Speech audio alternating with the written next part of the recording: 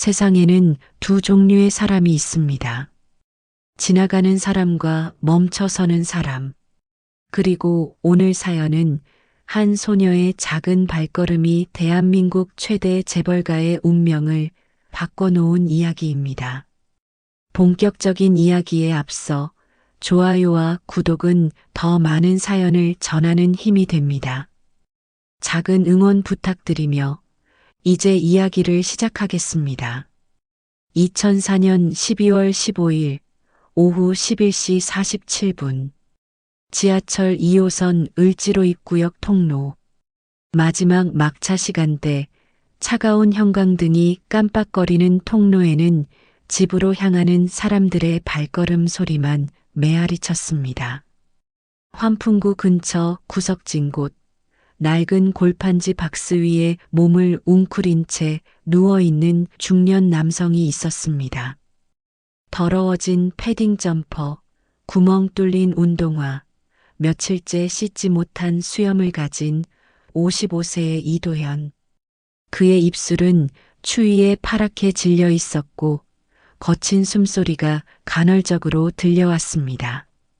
사람들은 그를 보고도 모른 척했습니다. 30대 회사원은 고개를 돌려 외면하며 빠르게 지나갔고 20대 커플은 코를 막고 우회했어요. 중년 아주머니는 잠깐 멈춰서더니 가방을 꼭 껴안고 서둘러 사라졌습니다.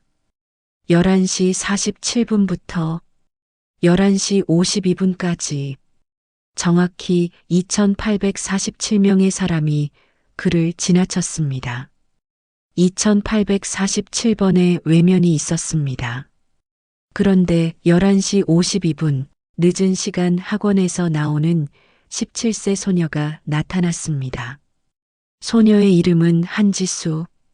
낡은 교복에 고쳐붙인 운동화, 무거워 보이는 가방을 메고 편의점 봉지를 들고 있는 평범한 여고생이었습니다. 지수가 도연 앞을 지날 때 그녀의 발걸음이 느려졌습니다. 도연이 작은 신음소리를 냈기 때문이었습니다. 지수는 완전히 멈춰섰습니다. 주위를 둘러보니 아무도 없었습니다. 그녀는 망설였습니다. 마지막 용돈 5,000원으로 산 물건들이 편의점 봉지 안에 들어 있었습니다. 작은 식빵 1봉지에 1,200원, 바나나 우유 1개에 800원, 핫팩 3개에 2,000원. 자신이 먹으려고 산 것들이었습니다. 지수는 결심했습니다. 도연에게 조심스럽게 다가가서 안부를 물었고 식빵과 바나나 우유를 조심스럽게 도연 곁에 놓았습니다. 그리고 핫팩을 뜯어서 도연의 손에 쥐어주었습니다. 도연의 손은 얼음처럼 차가웠습니다. 도연의 눈에 눈물이 고였습니다. 지수는 당연한 일이라고 답했습니다. 도연이 지수의 이름과 꿈을 물어보자 지수는 간호사가 되어 엄마 같은 분들을 돕고 싶다고 말했습니다. 도연은 무언가 깊이 감동받은 듯한 표정을 지었습니다. 떨리는 손으로 지수의 손을 잡으며 감사의 말을 전했지만 말을 잇지 못하고 고개를 떨어뜨렸습니다. 자정이 넘어 지수는 집으로 돌아갔습니다. 반지하 원룸의 좁은 공간에는 2층 침대와 작은 식탁이 전부였습니다. 병원 청소 일을 마치고 돌아온 엄마 김미영은 피곤에 지친 얼굴로 딸을 맞았습니다. 미영이 저녁 식사를 물었지만 지수는 이미 먹었다며 거짓말을 했습니다. 그 밤 같은 시간 다른 공간에서 두 사람이 잠들었습니다. 지수는 좁은 2층 침대 위에서 두꺼운 이불을 덮고 있었지만 난방비를 아끼려고 보일러를 틀지 않아 입김이 하얗게 나왔습니다. 한편 도연은 지하철 통로에서 지수가 준 핫팩을 꼭 안고 있었습니다. 20년 만에 처음으로 평화로운 표정으로 잠들어 있었습니다. 다음 날 새벽 5시 도연이 천천히 눈을 떴습니다. 몸을 일으켜 세우며 지수가 두고 간 빈 봉지를 바라봤습니다. 주머니에서 낡은 지갑을 꺼내더니 그 안에서 바래진 명함 한 장을 꺼냈습니다. 명함에는 대한유통그룹 회장 이도현이라고 쓰여 있었습니다. 도현의 눈빛이 달라졌습니다. 20년 만에 되찾은 의지의 불꽃이었습니다. 그 순간 대한민국에서 가장 큰 비밀이 움트기 시작했습니다. 한 소녀의 따뜻한 손길이 잠들어 있던 거인을 깨운 것입니다. 누군가의 사소한 선행이 거대한 운명의 수레바퀴를 돌리기 시작한 것을 그때는 아무도 몰랐습니다. 그로부터 3일이 지났습니다. 한지수의 일상은 여전히 바쁘게 돌아갔습니다. 새벽 6시 기상, 엄마를 위한 간단한 죽 끓이기, 7시 30분 등교. 점심시간에는 학교 매점에서 2시간 알바, 방과 후에는 학원가 전단지 돌리기, 저녁에는 편의점 야간 근무. 하루 18시간을 일하고 공부하는 17세 소녀의 현실이었습니다. 12월 18일 오후 지수는 친구들과 복도에서 마주쳤습니다. 친구들이 홍대에서 크리스마스 쇼핑을 하고 카페에 가자고 신나게 제안했습니다. 지수는 잠깐 망설였습니다. 친구들과 함께 보내는 평범한 오후를 얼마나 간절히 원했는지 모릅니다. 하지만 현실은 냉혹했으며 지수가 할 수 있는 것은 거절하는 것밖에 없었습니다. 이번에도 역시나 지수의 거절에 친구들의 눈빛이 차가워졌습니다. 지수는 아무 말하지 못했습니다. 가난하다고 말할 수도, 알바를 한다고 말할 수도 없었습니다. 그냥 이해받지 못하는 게 차라리 나았습니다. 그날 저녁 편의점에서 일하던 중 지수는 뉴스를 보게 됐습니다. 대한유통그룹의 주가 상승 소식과 함께 창업주 이도현 회장의 실종 이후 20년간의 경영진 성과가 보도되고 있었습니다. 지수는 잠깐 멈춰섰습니다. 이도현. 그 이름이 어딘가에서 들어본 것 같았지만 곧 다른 생각에 묻혀버렸습니다. 한편 지하철역 통로의 이도현은 완전히 다른 사람이 되어 있었습니다. 그는 이제 매일 신문을 주워 읽었습니다. 특히 경제면에 대한 유통그룹 관련 기사들을 유심히 살펴봤습니다. 20년 전의 기억이 조각조각 되살아났습니다. 38살의 젊은 사업가 이도현. 아버지가 세운 작은 유통업체를 대기업으로 키워낸 천재 경영인이었습니다. 하지만 그의 성공을 시기한 이복 동생들의 음모가 시작됐습니다. 이복 동생 도철의 말이 생생히 기억났습니다. 형이 너무 이상주의적이라며 직원 복지와 사회공헌 사업에만 매달려서 주주들의 불만이 많다고 했던 것이 그때만 해도 도연은 순진했습니다. 자신들이 번 돈을 사회에 환원하는 것이 당연하다고 생각했고 그것이 진짜 성공이라고 믿었습니다. 하지만 동생들은 달랐습니다. 그들은 도연이 해외 출장 중일 때 이사회를 소집했습니다. 조작된 회계장부, 가짜 배임 혐의, 언론 플레이까지 하루아침에 도연은 모든 것을 잃었습니다. 가장 충격적이었던 것은 가족들의 배신이었습니다. 여동생 수진의 차가운 목소리가 아직도 귓가에 맴돌았습니다. 이제 그만 포기하라고 사업에 재능이 없다고 했던 그 말들의 도연은 완전히 무너졌습니다. 친구들은 등을 돌렸고 동료들은 연락을 끊었습니다. 세상은 그를 실패한 사업가, 탐욕에 눈이 먼 배임자로 기억했습니다. 거리로 내몰린 그날 밤, 도연은 한강 다리 위에 서 있었습니다. 모든 것을 끝내고 싶었습니다.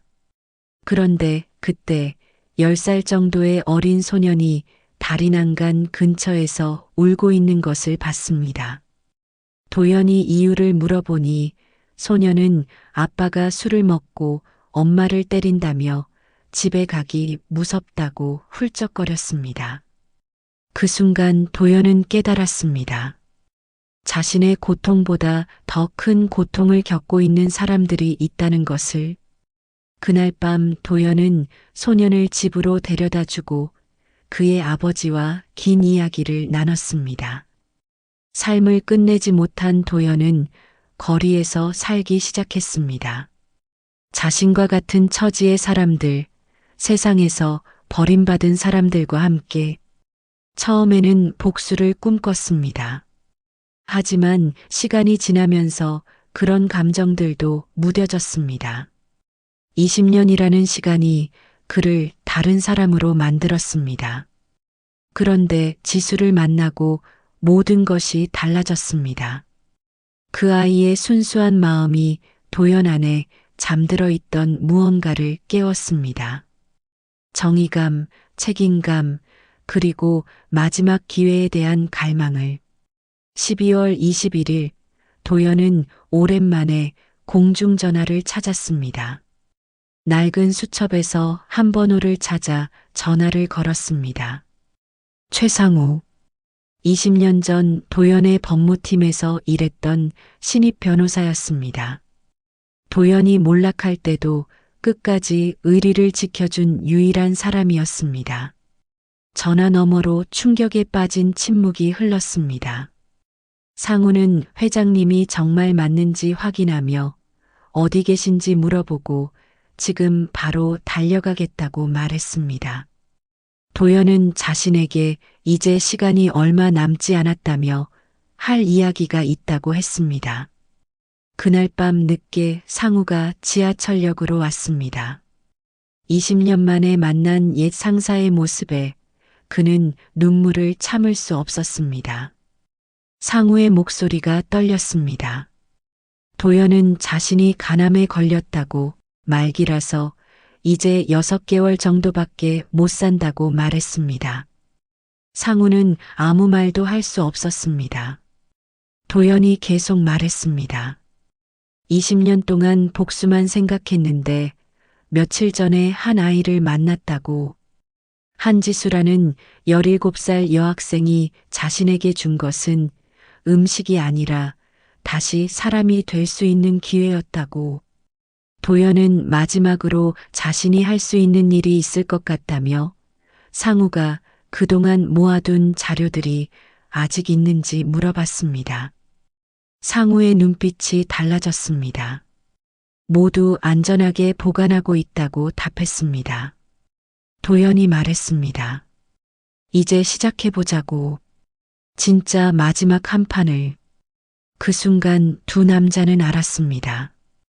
오랫동안 기다려온 정의의 시간이 드디어 다가오고 있다는 것을. 그리고 그 모든 일의 중심에는 자신도 모르게 한 소녀가 있다는 것을. 12월 24일 오후 3시 한지수가 고등학교 정문을 나서는데 평소와 다른 광경이 펼쳐졌습니다. 검은색 고급 세단이 교문 앞에 정차해 있었고 정장을 입은 중년 남성이 차에서 내려 그녀를 기다리고 있었습니다. 변호사 최상우. 그는 며칠 전 을지로 입구역에서 지수가 도와준 그분이 꼭 만나고 싶어 한다며 병원 동행을 정중하게 요청했습니다. 지수는 당황스러웠지만 그 노숙자 아저씨가 어떻게 지내는지 궁금하기도 했습니다. 상우의 진실한 눈빛에서 위험함보다는 신뢰감을 느낄 수 있었습니다. 차 안에서 상우는 조심스럽게 상황을 설명하기 시작했습니다. 그 노숙자는 평범한 사람이 아니라는 것부터. 이도현이라는 이름의 한국 최대 기업 중 하나인 대한유통그룹의 실질적 창업주라는 충격적인 사실이었습니다. 지수는 믿기 어려웠습니다. 대한유통그룹이라면 자신이 알바하는 편의점도 엄마가 장을 보는 마트도 모두 그 계열사였습니다. 일상 곳곳에서 만나는 거대한 기업의 창업주가 지하철 통로에서 떨고 있었던 것입니다.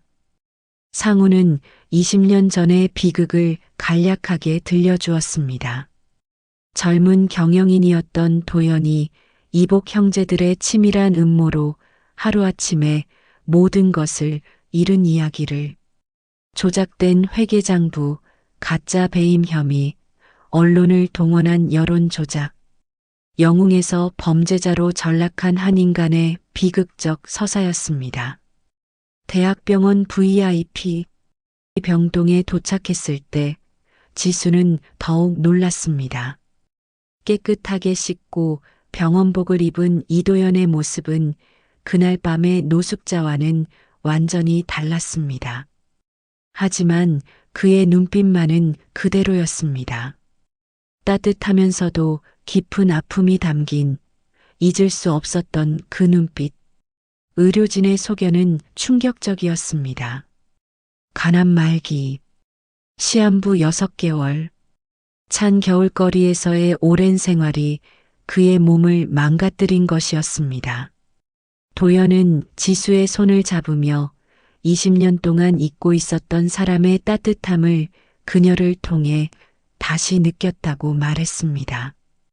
도연은 자신의 과거를 털어놓기 시작했습니다. 38살에 아버지의 작은 유통업체를 대기업으로 키워낸 이야기, 직원 복지와 사회 환원에 열정을 쏟았던 이상주의적 경영 철학. 하지만 그런 성공을 시기한 이복 형제들의 음모로 하루아침에 모든 것을 잃었습니다. 그런데 지수는 달랐습니다. 자신도 넉넉하지 않은 처지임에도 낯선 노숙자를 도왔고 아무런 대가도 바라지 않았습니다. 도연은 이미 법적 효력을 갖춘 유언장을 준비해 왔습니다. 자신의 재산 30%는 지수에게, 40%는 청소년 복지재단 설립에, 나머지 30%는 회사 직원들을 위해 사용하겠다는 내용이었습니다. 지수는 깜짝 놀라며 거절했습니다. 자신은 당연한 일을 했을 뿐이라고, 추운 사람을 그냥 지나칠 수 없었던 것뿐이라고 말했습니다. 도연은 지수의 그런 반응에 더욱 확신을 가졌습니다. 바로 이런 마음을 가진 사람이야말로 진정으로 필요한 이들을 도울 수 있다고 생각했습니다. 오후 4시쯤 병실 분위기가 갑자기 차가워졌습니다. 정장을 차려입은 3명의 중년 남녀가 들어왔기 때문이었습니다. 20년 만에 마주하는 이복 형제들이었습니다. 가장 앞서 들어온 49세의 이도철은 현재 대한유통그룹 회장으로 차가운 카리스마를 가진 남자였습니다. 46세의 이수진은 겉으로는 우아한 중년 여성이었지만 지수를 바라보는 시선에는 적대감이 담겨 있었습니다. 43세의 이도준은 소심해 보이는 외모였지만 역시 불편함을 감추지 못했습니다.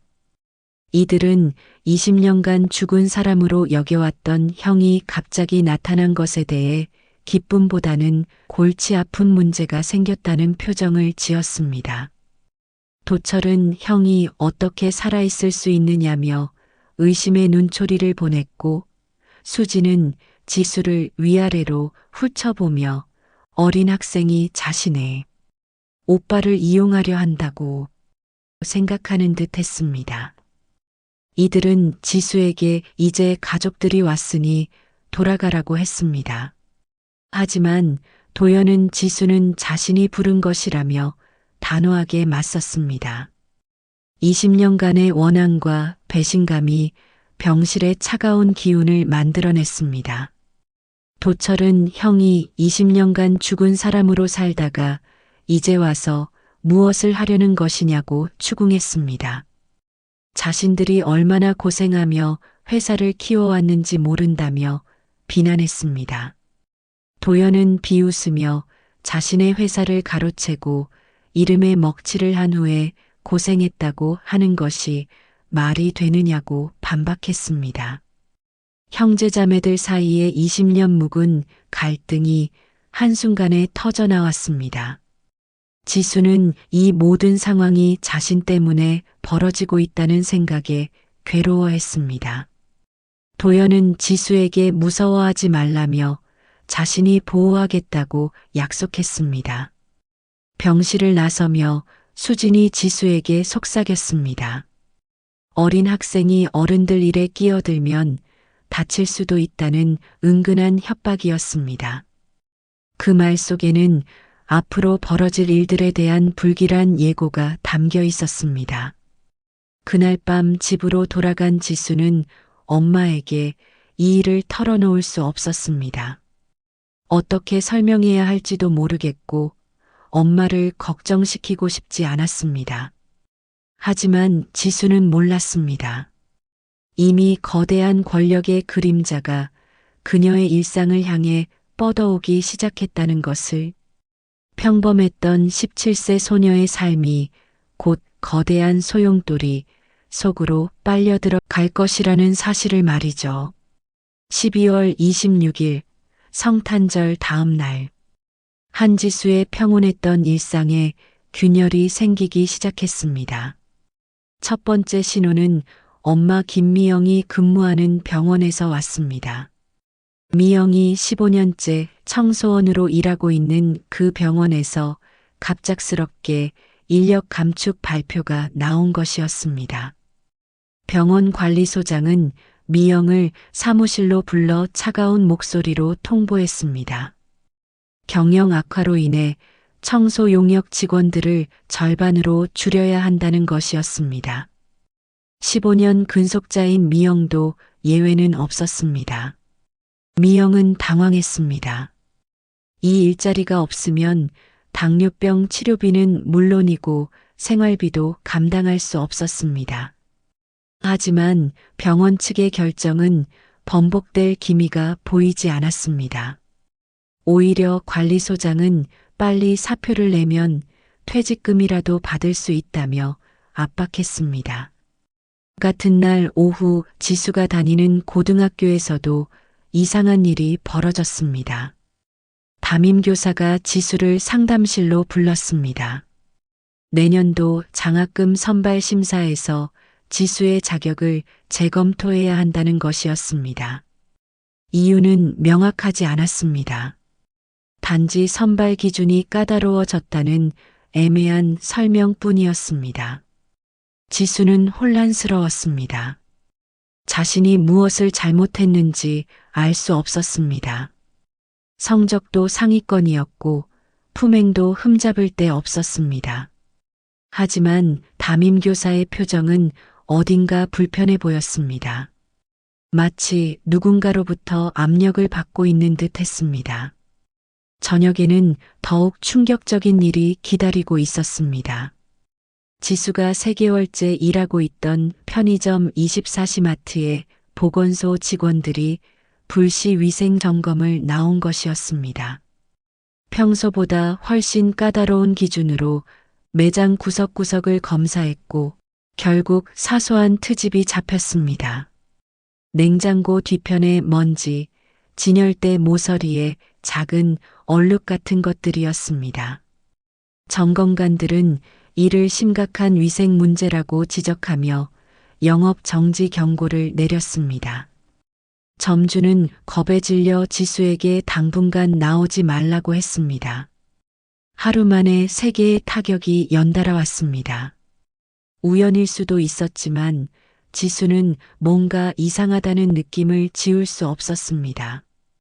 그날 밤 집에서 엄마와 마주 앉은 지수는 처음으로 이 모든 일들이 연관되어 있을지도 모른다는 생각을 했습니다.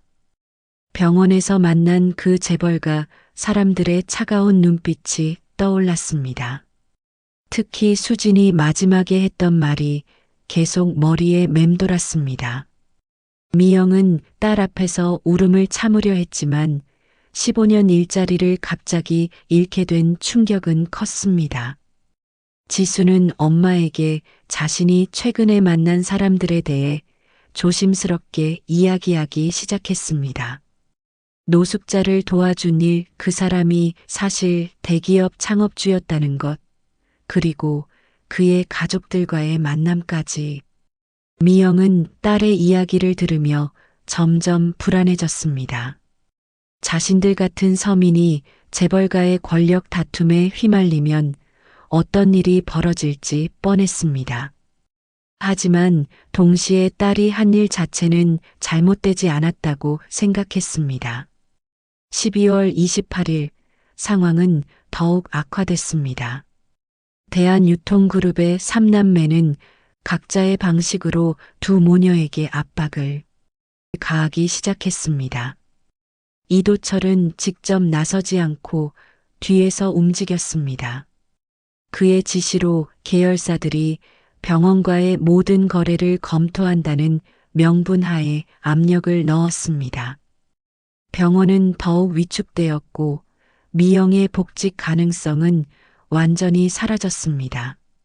이수진은 더욱 교활했습니다. 그녀는 교육청과 연결고리를 가지고 있었습니다. 지수가 다니는 고등학교의 장학금 제도 자체에 문제를 제기하며 전면 재검토를 요구했습니다. 겉으로는 공정성을 높이자는 취지였지만 실제로는 지수를 타겟으로 한 것이었습니다. 막내 이도준은 형들의 지시에 따라 움직였지만 마음 한편으로는 불편함을 느꼈습니다. 어린 학생 하나를 이렇게까지 괴롭혀야 하나 싶었습니다. 하지만 형들에게 의견을 표출할 용기는 없었습니다. 12월 30일 지수는 한계에 다다랐습니다. 엄마는 새 일자리를 찾지 못해 하루 종일 걱정에 휩싸여 있었고 자신은 알바를 잃어 생활비 마련이 막막했습니다. 학교에서도 눈치를 봐야 하는 상황이었습니다. 그날 저녁 지수는 결심을 했습니다. 대학병원을 찾아가 이도연을 만나기로 한 것입니다. 이 모든 일을 끝내고 싶었습니다. 병실에서 만난 이도연은 지수의 지친 모습을 보고 무슨 일인지 바로 알아차렸습니다. 지수는 그간의 일들을 하나하나 설명했습니다. 엄마의 해고, 장학금 문제, 알바 해고까지. 그리고는 눈물을 흘리며 말했습니다. 지수는 자신 때문에 엄마가 고생하고 있다고 자책했습니다. 자신이 누군가를 도와준 것 때문에 오히려 가족이 더 힘들어지고 있다고 생각했습니다. 그리고는 상속이나 그런 것들은 모두 포기하고 싶다고, 그냥 조용히 살고 싶다고 말했습니다. 이도연은 지수의 손을 잡으며 안타까워했습니다. 20년 전 자신이 당했던 일들이 이제 17세 소녀에게 반복되고 있는 것이었습니다. 하지만 그는 지수에게 포기하지 말라고 했습니다. 지수가 포기하면 진짜 세상은 바뀌지 않는다고, 자신 같은 사람이 또 생겨날 뿐이라고 말했습니다. 엄마 미영도 병원으로 찾아왔습니다. 딸이 어디 갔는지 걱정하며 뒤따라온 것이었습니다. 이도연을 직접 만난 미영은 복잡한 감정을 느꼈습니다. 한편으로는 딸을 이런 위험한 상황에 빠뜨린 것에 대한 원망이 있었지만 다른 한편으로는 딸의 순수한 마음을 알아봐 준 것에 대한 감사함도 있었습니다. 미영은 이도연에게 말했습니다. 자신들은 평범한 서민이라 이런 큰 싸움을 감당할 힘이 없다고. 하지만 도연은 이렇게 이야기했습니다.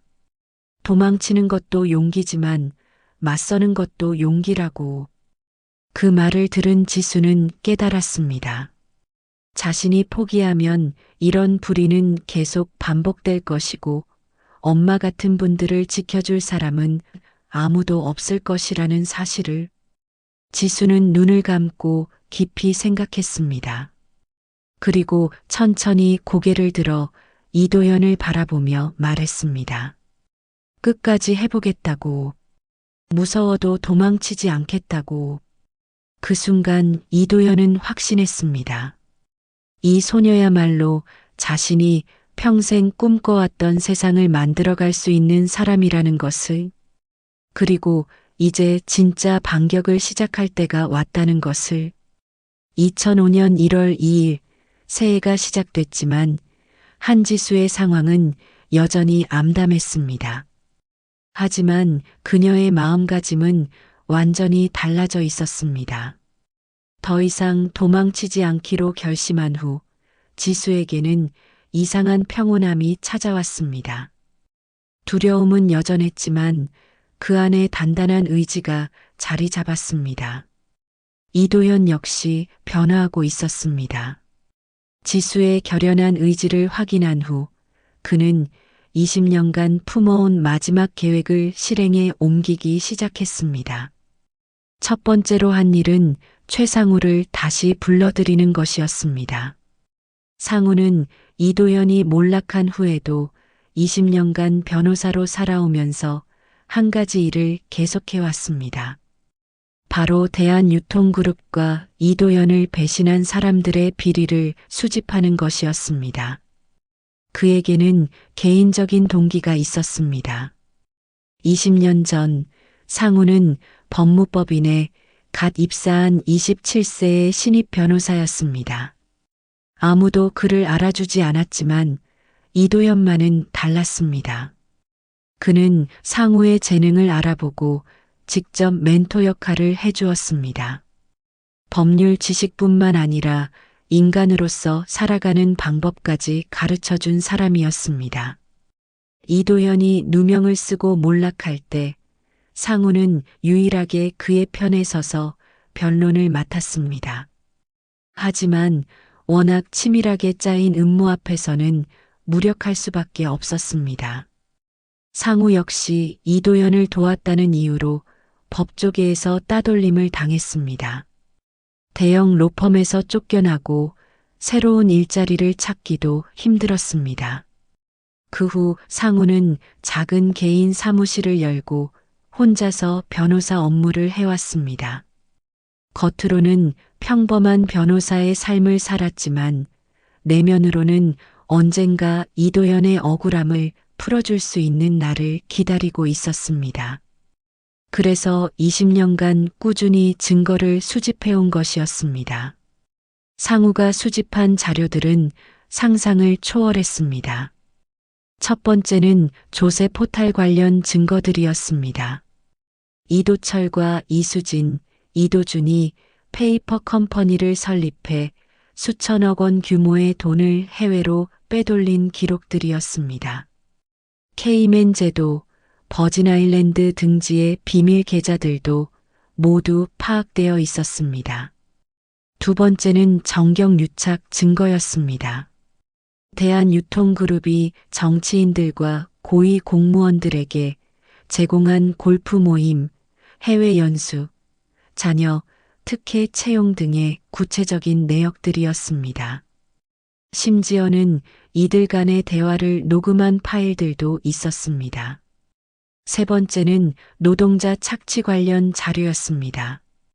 대한유통그룹의 협력업체들에게 무리한 납품 단가를 요구하면서 그 피해가 고스란히 노동자들에게 전가되도록 지시한 내부 문서들이었습니다. 임금체불, 산업재해, 은폐, 노조활동 탄압 등의 증거들이 빼곡했습니다. 마지막으로 가장 충격적인 것은 주가 조작 관련 증거였습니다. 3남매가 내부 정보를 이용해 주식을 거래한 기록들과 언론사의 거짓 정보를 흘려 주가를 조작한 증거들이었습니다. 이런 불법적인 방법으로 수익을 올린 규모만 해도 수조 원에 달했습니다. 상우는 이 모든 자료들을 이도현에게 보여주며 20년간 기다려온 복수의 시간이 드디어 왔다고 말했습니다. 하지만 이도현의 반응은 예상과 달랐습니다. 이도연은 자료들을 차근차근 살펴본 후 말했습니다. 이것은 복수가 아니라 정의라고. 자신을 위한 것이 아니라 그동안 피해를 당한 수많은 사람들을 위한 것이라고. 그리고 가장 중요한 것은 지수 같은 아이들이 살아갈 세상을 조금이나마 바꾸는 일이라고 했습니다. 1월 5일 이도연은 병실에서 자신의 마지막 유언을 영상으로 녹화했습니다. 이번에는 단순한 재산 분배가 아니라 그동안 숨겨왔던 진실들을 세상에 알리는 내용이었습니다. 영상에서 이도연은 자신의 진짜 정체를 밝혔습니다. 20년간 노숙자로 살아온 대한유통그룹 창업주 이도연이라고. 그리고 자신이 왜 이런 삶을 살게 되었는지, 이복 형제들이 어떤 방법으로 자신을 제거했는지를 상세히 설명했습니다. 더 나아가 그는 20년간 수집한 증거들을 바탕으로 삼남매의 비리를 폭로했습니다. 단순히 자신의 복수가 아니라 대한민국 사회의 부정부패를 뿌리 뽑기 위한 증언이었습니다. 영상 말미에서 이도연은 한지수에 대해서도 언급했습니다. 이 모든 일의 시작이 된 17세 소녀의 따뜻한 마음이 어떻게 거대한 변화의 물꼬를 텄는지 설명했습니다. 그리고 자신의 재산 일부를 지수에게 상속하는 이유는 보상이 아니라 책임이라고 명확히 했습니다. 진정으로 도움이 필요한 사람들을 찾아 도울 수 있는 사람은 지수뿐이라고 확신한다고 말했습니다. 1월 7일 지수는 다시 병원을 찾았습니다. 이번에는 엄마 미영도 함께였습니다. 이도연은 그들에게 상우가 수집한 증거들의 일부를 보여주었습니다. 지수와 미영은 그 내용을 보고 충격을 받았습니다. 자신들이 당한 일들이 얼마나 체계적이고 치밀한 괴롭힘이었는지 깨달을 수 있었습니다. 하지만 동시에 희망도 생겼습니다. 이 모든 증거들이 있다면 진실을 밝힐 수 있을 것 같았습니다. 특히 지수는 자신이 당한 고통이 헛되지 않았다는 생각이 들었습니다. 이 일을 통해 더 많은 사람들이 구원받을 수 있다면 충분히 견뎌낼 만한 가치가 있다고 느꼈습니다. 이도연은 지수에게 마지막 부탁을 했습니다. 곧 법정에서 증언해야 할 텐데 그때 진짜 마음을 솔직하게 말해달라고. 돈을 바라고 한 일이 아니라는 것을, 단지 추위에 떨고 있는 사람을 외면할 수 없었다는 것을 사람들에게 보여달라고 했습니다. 지수는 고개를 끄덕였습니다. 이제 더 이상 두렵지 않았습니다. 자신이 한 일이 옳았다는 확신이 서 있었고, 무엇보다 이 모든 일이 더 큰 의미를 갖는다는 것을 알았기 때문이었습니다. 1월 10일 상우는 모든 준비를 마쳤습니다. 증거 자료들은 검찰청, 국세청, 언론사에 동시에 제출될 예정이었습니다. 이도연의 유언 영상도 법적 효력을 갖추어 공증까지 마친 상태였습니다. 폭풍이 몰아치기 직전의 고요함이었습니다. 대한유통그룹의 삼남매는 아직 무슨 일이 일어나고 있는지 모르고 있었습니다. 그들은 여전히 어린 학생 하나를 괴롭히는 일에만 신경 쓰고 있었습니다. 하지만 곧 그들은 알게 될 것이었습니다.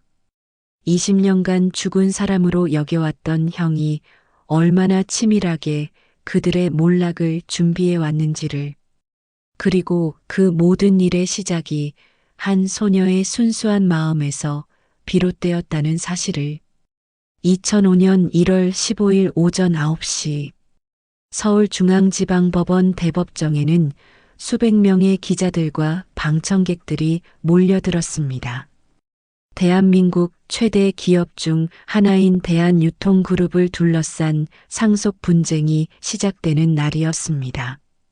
하지만 아무도 이 재판이 단순한 상속 분쟁을 넘어서는 거대한 진실 폭로의 장이 될 줄은 몰랐습니다. 재판이 시작되기 전 대한유통그룹의 3남매는 자신만만한 모습이었습니다. 이도철은 국내 최고 로펌의 변호사 5명을 대동했고 이수진은 언론 플레이를 위해 기자들과 인터뷰까지 마쳤습니다. 이도준은 평소처럼 형과 누나 뒤에서 조용히 따라다니고 있었습니다. 그들의 전략은 명확했습니다. 20년간 노숙자로 살아온 이도연의 정신 상태에 문제가 있다고 주장하는 것이었습니다. 알코올 중독, 우울증, 치매 등 온갖 정신질환을 들먹이며 유언장 작성 당시의 판단 능력을 문제 삼을 계획이었습니다. 또한 17세 소녀 한지수에 대해서도 공격할 준비를 마쳤습니다. 어린 나이에 거액의 상속을 노리고 정신이 온전치 않은 노인을 이용했다는 프레임을 씌우려 했습니다. 이미 몇몇 언론사를 통해 지수를 부정적으로 묘사하는 기사들을 흘려보낸 상태였습니다. 하지만 재판이 시작되자마자 상황이 급변했습니다. 최상우 변호사가 첫 번째로 제출한 것은 이도연의 최근 정밀 검사 결과였습니다. 여러 대학병원에서 실시한 인지능력 검사에서 이도연은 모든 항목에서 정상 수치를 보였습니다. 간암 말기 진단을 받은 상태이지만 정신적으로는 아무런 문제가 없다는 의학적 소견이었습니다. 더 충격적인 것은 그 다음에 제출된 증거들이었습니다. 상우는 20년간 수집한 자료들을 차례대로 공개하기 시작했습니다. 첫 번째는 조세 포탈 관련 증거였습니다. 대한유통그룹이 K맨 제도에 설립한 페이퍼 컴퍼니 12개의 명단과 계좌 내역이 법정에 공개되었습니다. 법정 내부는 술렁거리기 시작했습니다. 이도철의 얼굴이 창백해졌고 이수진은 당황한 기색을 감추지 못했습니다. 이도준은 형과 누나를 번갈아 쳐다보며 무슨 일인지 모르겠다는 표정이었습니다. 하지만 이것은 시작에 불과했습니다. 상우는 계속해서 폭탄급 증거들을 공개했습니다. 두 번째는 정경유착 증거였습니다. 대한유통그룹 임원들과 정치인, 고위 공무원들이 함께한 골프 모임의 사진들과 영상들이었습니다. 특히 충격적인 것은 국세청 간부와 이도철이 나눈 대화 녹음 파일이었습니다. 녹음 파일에서는 이도철이 세무조사를 무마해달라며 거액의 돈을 제안하는 내용이 고스란히 드러났습니다. 또한 자신의 아들을 공무원으로 특채해달라는 부탁까지 하고 있었습니다. 이 모든 것이 법정에서 생생하게 재생되었습니다. 세 번째로 공개된 것은 노동자 착취 관련 증거들이었습니다. 대한유통그룹 협력업체들에 대한 일방적인 단가이나 지시 문서, 임금 체불을 지시하는 내부 메모, 노조 활동을 하는 직원들의 블랙리스트까지. 이 자료들은 지난 20년간 수만 명의 노동자들이 어떤 고통을 겪었는지를 적나라하게 보여주었습니다. 마지막으로 공개된 주가 조작 증거는 법정을 완전히 뒤집어 놓았습니다. 대한유통그룹이 가짜 뉴스를 언론사에 흘려보내 주가를 조작한 구체적인 방법들과 내부 정보를 이용해 주식을 거래한 증거들이 공개된 것이었습니다. 이를 통해 얻은 불법 수익만 3조 원에 달했습니다. 법정은 완전히 아수라장이 되었습니다. 기자들은 앞다투어 사진을 찍었고 방청석에서는 웅성거리는 소리가 끊이지 않았습니다. 재판장은 몇 차례 정숙을 요구해야 했습니다. 이도철의 변호사들은 이 증거들의 합법성에 문제를 제기했습니다. 하지만 상우는 모든 자료가 공개된 정보나 합법적인 경로를 통해 수집되었다고 반박했습니다. 특히 녹음 파일들은 당사자 중 한 명의 동의 하에 녹음된 것으로 법적 효력이 인정되었습니다. 오후 2시, 드디어 한지수의 증언 시간이 되었습니다. 17세 소녀는 떨리는 다리로 증언대에 섰습니다. 수백 명의 시선이 집중되는 가운데 지수는 깊게 숨을 들이쉬고 말을 시작했습니다.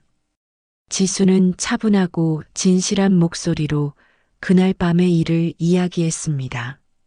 학원을 마치고 돌아가던 길에 지하철역 통로에서 쓰러져 있던 노숙자를 본 일, 그냥 지나갈 수도 있었지만 그럴 수 없었던 자신의 마음, 마지막 용돈으로 산 빵과 핫팩을 건넨 이야기를 말했습니다. 지수는 자신이 그때 상대방이 누구인지 전혀 몰랐다고 증언했습니다. 단지 추위에 떨고 있는 한 사람을 그냥 지나칠 수 없었을 뿐이라고 말했습니다.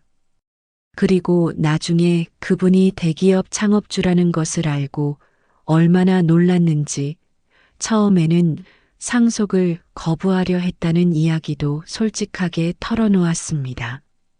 지수의 증언 중 가장 인상 깊었던 부분은 자신의 가족 상황에 대한 이야기였습니다. 당뇨병으로 고생하시는 엄마를 위해 세계의 알바를 하고 있다는 것, 그럼에도 친구들과 어울리지 못하는 자신의 현실하지만 그런 어려움 속에서도 누군가를 도와야 한다는 마음만은 잃지 않았다는 것을 말했습니다. 마지막으로 지수는 재판부를 향해 말했습니다. 자신은 돈을 원한 것이 아니라고, 단지 이도연 아저씨의 마지막 소원을 이루어 드리고 싶을 뿐이라고. 그리고 만약 상속을 받게 된다면 정말로 도움이 필요한 사람들을 위해 사용하겠다고 약속했습니다.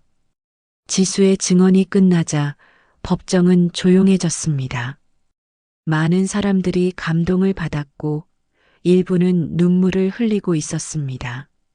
심지어 이도준도 고개를 숙이고 있었습니다. 형과 누나의 음모에 가담한 것에 대한 양심의 가책을 느끼는 듯 했습니다. 오후 4시, 이도연의 유언 영상이 법정에서 상영되었습니다. 병실에서 녹화된 20분짜리 영상에서 이도연은 자신의 모든 이야기를 털어놓았습니다.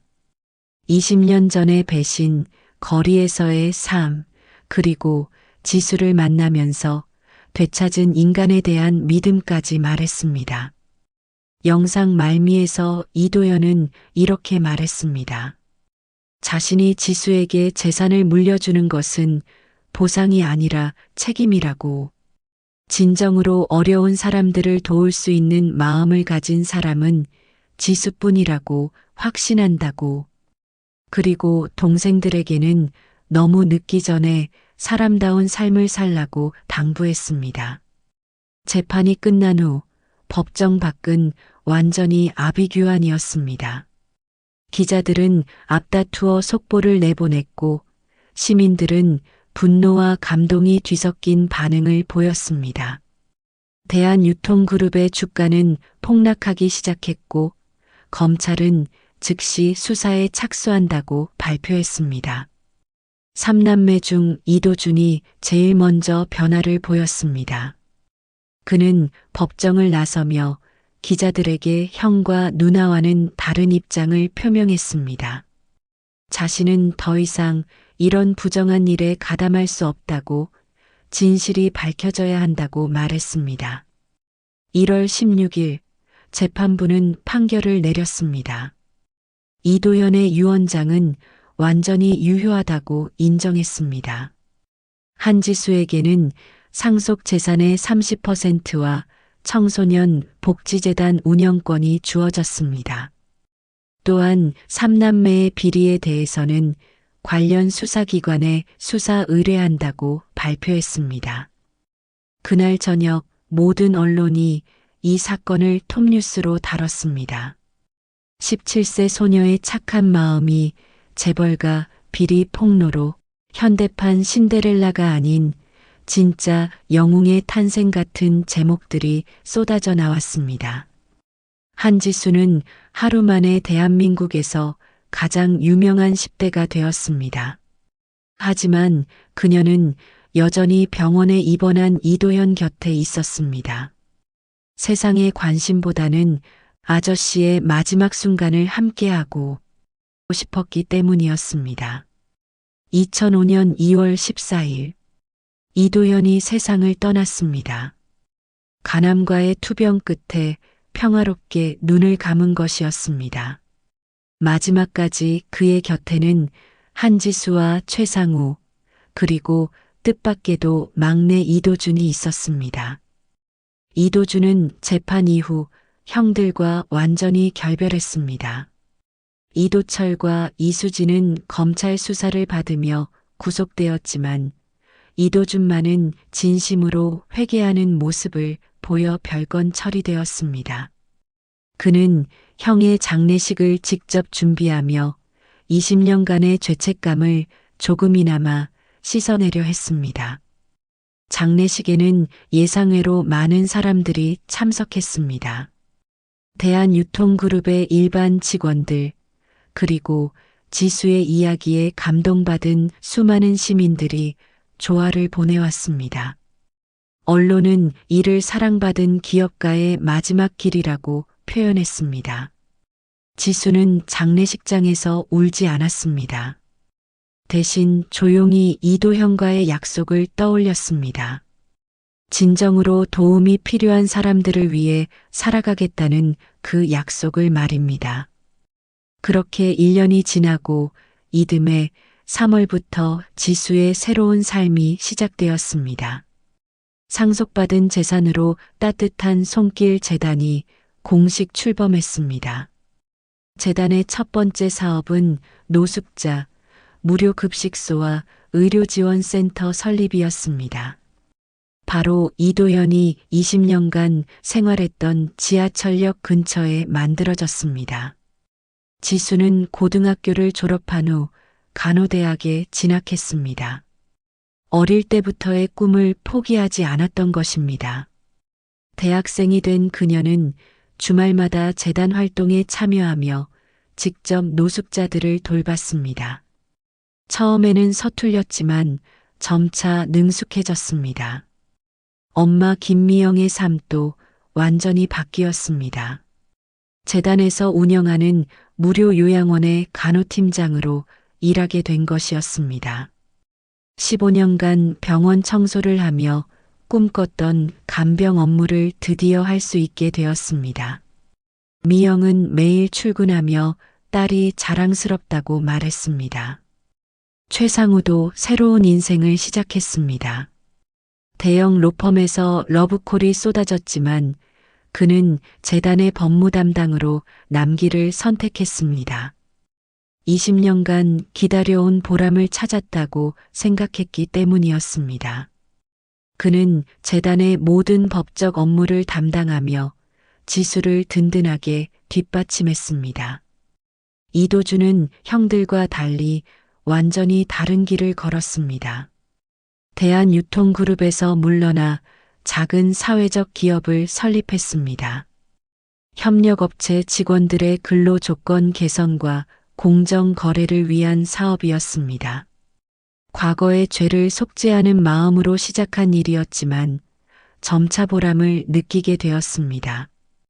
2008년 12월 15일, 그로부터 정확히 4년이 지난 날이었습니다. 지수는 이제 21세가 되어 간호대학 3학년에 재학 중이었습니다. 따뜻한 손길 재단은 전국 20개 도시로 확장됐고 매년 2만 명의 노숙자와 소외계층을 도우고 있었습니다. 그날 저녁 지수는 4년 전과 똑같은 지하철 2호선 을지로 입구역 지하 통로를 걸었습니다. 하지만 이제 그곳은 많이 달라져 있었습니다. 재단에서 설치한 옹기 쉼터와 무료 급식소가 있었고 노숙자들을 위한 각종 지원 시설들이 마련돼 있었습니다. 지수가 통로를 걸어가는데 환풍구 근처에 젊은 남성 하나가 웅크리고 앉아 있는 것을 발견했습니다. 20대 후반으로 보이는 그는 낡은 옷을 입고 있었지만 아직 거리 생활을 시작한 지 얼마 안 된 듯 보였습니다. 지수는 주저하지 않고 그에게 다가갔습니다. 손에 들고 있던 컵라면과 핫팩을 건네며 부드럽게 말했습니다. 근처에 따뜻한 잠자리와 식사를 제공하는 곳이 있으니 언제든 찾아오라고, 도움이 필요하면 주저하지 말라고. 젊은 남성은 고개를 들어 지수를 바라봤습니다. 그의 눈에는 절망과 감사가 동시에 담겨 있었습니다. 떨리는 목소리로 감사하다고 말했습니다. 그 순간 지수는 4년 전 그날 밤을 떠올렸습니다. 똑같은 장소에서 똑같은 마음으로 누군가를 도왔던 17세의 자신을, 그리고 그 작은 행동이 어떻게 거대한 변화를 만들어냈는지를. 지수가 재단 사무실로 돌아가는 길에 휴대폰에 문자 하나가 왔습니다. 이도준에게서였습니다. 지수 양, 저희 회사에서 새로운 공정거래 프로그램을 시작하는데 재단과 협력하고 싶습니다. 형님이 꿈꾸셨던 세상을 함께 만들어가요. 지수는 문자를 읽으며 웃었습니다. 이도현이 세상을 떠나기 전 했던 마지막 말이 떠올랐습니다. 지수야, 내가 시작한 작은 변화가 점점 커져서 많은 사람들의 마음을 움직일 거야. 그게 바로 진짜 기적이란다. 그날 밤 재단 사무실에서 지수는 올해의 활동 보고서를 정리했습니다. 도움을 받은 사람들의 숫자, 새로 생긴 지원 시설들, 그리고 무엇보다 소중한 것은 다시 희망을 찾은 사람들의 이야기였습니다. 보고서 마지막 장에 지수는 이렇게 썼습니다. 4년 전 추운 겨울밤 한 아저씨께서 저에게 가르쳐 주신 것이 있습니다. 진정한 유산은 돈이 아니라 마음이라는 것을. 한 사람의 따뜻함이 또 다른 따뜻함을 낳고 그렇게 세상은 조금씩 하지만 확실하게 변해간다는 것을. 창밖으로는 첫눈이 내리기 시작했습니다. 4년 전 그날처럼 하얀 눈송이들이 조용히 내려앉았습니다. 하지만 이제 지하철역 통로는 더 이상 차갑고 외로운 곳이 아니었습니다. 따뜻한 마음들이 모여 만든 작은 천국이 되어 있었습니다. 지수는 창문에 비친 자신의 모습을 바라봤습니다. 17세의 앳된 얼굴은 21세의 성숙한 얼굴로 변해 있었지만 그때와 똑같은 따뜻한 눈빛은 여전했습니다. 그리고 마음속 깊은 곳에서는 이도현의 목소리가 들려오는 것 같았습니다. 잘했다, 지수야. 정말 잘했어. 세상은 여전히 차갑고 어려운 곳이었습니다. 하지만 한지수 같은 사람들이 있는 한 따뜻한 기적들은 계속 일어날 것이었습니다. 한 번에 한 사람씩, 한 번에 한 마음씩 세상은 조금씩 더 나은 곳이 되어가고 있었습니다. 그리고 그 모든 변화의 시작은 추운 겨울밤 누군가를 외면할 수 없었던 17세 소녀의 작은 용기였습니다.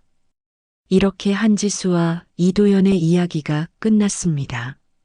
작은 선행이 어떻게 거대한 변화를 만들어낼 수 있는지, 진정한 부와 성공이란 무엇인지 생각해 보게 되는 이야기였습니다. 혹시 여러분도 지하철에서, 길에서 일상에서 도움이 필요한 누군가를 만나신다면 지수처럼 한 번쯤 멈춰 서서 손을 내밀어 보시는 건 어떨까요? 여러분의 작은 친절이 누군가에게는 인생을 바꾸는 기적이 될 수도 있으니까요. 오늘 이야기가 마음에 드셨다면 좋아요 버튼으로 따뜻한 마음을 나눠주세요. 그리고 이런 감동적인 이야기를 더 많이 듣고 싶으시다면 구독과 알림 설정도 잊지 마세요. 여러분의 작은 클릭 하나가 더 좋은 이야기를 만들어가는 힘이 됩니다. 다음에는 또 어떤 따뜻한 이야기로 만나 뵐까요? 그때까지 모든 분들의 일상에 작은 기적들이 가득하기를 바라며 오늘 이야기를 마치겠습니다. 감사합니다.